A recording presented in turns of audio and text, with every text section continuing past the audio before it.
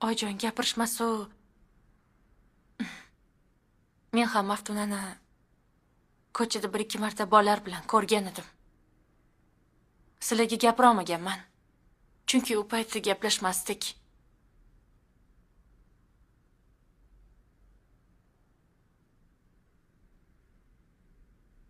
O'zim hamchi bir necha marotaba yarim tunda begona mashinalardan tushib kelayotganini ko'rgandim.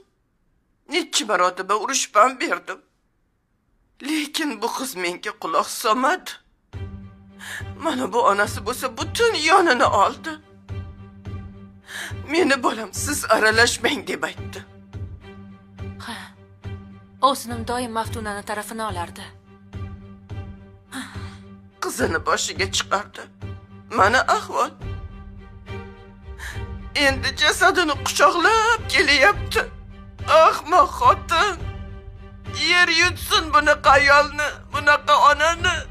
Rozi emasman. Yig'lamang, Aslo rozi